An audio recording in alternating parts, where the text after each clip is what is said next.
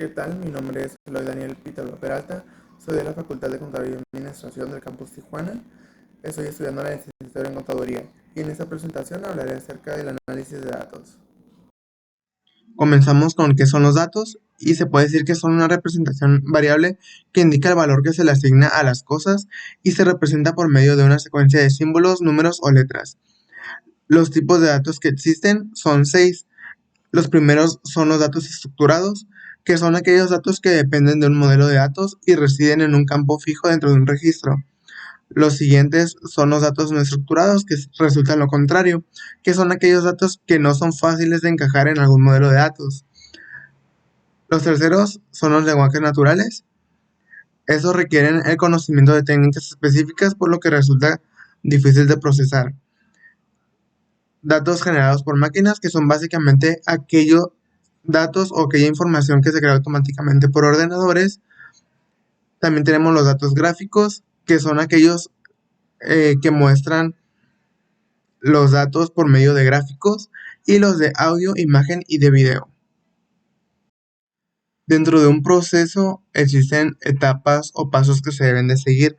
En este caso, el flujo de trabajo los define. El uso de un flujo de trabajo de ciencia de datos es útil en el sentido de que proporciona una manera sencilla de recordar a todos los miembros del equipo de ciencia de datos del trabajo para hacer un proyecto de ciencia de datos. En este punto ya se definen lo que son las etapas de la ciencia de datos y se menciona que son 6. La primera es la recopilación de datos.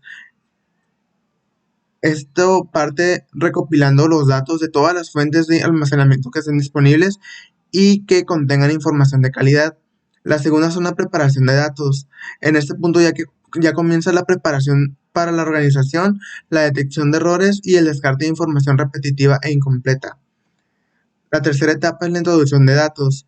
Los datos ya seleccionados tienen que ser enviados a sus destinos correspondientes, traducidos a un lenguaje entendible. La cuarta etapa es el procesamiento y limpieza de datos. Ya en esta etapa, los datos procesados por la etapa anterior, que es la introducción de datos, son preparados y optimizados para su uso final. La quinta es la interpretación de los datos. En este punto será cuando finalmente se tendrán todo el resultado de las etapas previas, de una forma totalmente entendible para todos los miembros que lo requieran. Y la última es el almacenamiento de datos. Esta última etapa consiste en el almacenamiento de toda aquella información útil resultante del procesamiento y análisis de datos. Existen diversas formas o diversos métodos para poder recopilar datos. Entre ellas estarían las encuestas con preguntas cerradas o abiertas. También podrían ser entrevistas individuales o grupales, la observación directa o indirecta de eventos o comportamientos, documentos y registros de fuentes primarias o secundarias, e incluso los experimentos o ensayos clínicos controlados. La forma en que se almacenan los datos pues pueden ser por medio de archivos, bloques o de objetos. No solamente se trata de recabar o de recoger información o datos a la ligera, también hay que considerar ciertos aspectos éticos para la recolección de estos datos. El primer aspecto sería proteger la confidencialidad, que no se refiere a otra cosa más que aquellos datos del consumidor sean recabados de acuerdo a las normatividades de datos que vayan surgiendo, como el Reglamento General de Protección de Datos.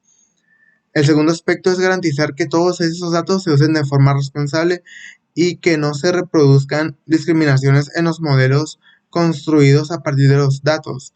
Y también respetar los derechos del cliente sobre sus datos, como el derecho a acceder, rectificar, cancelar u oponerse al uso de los datos.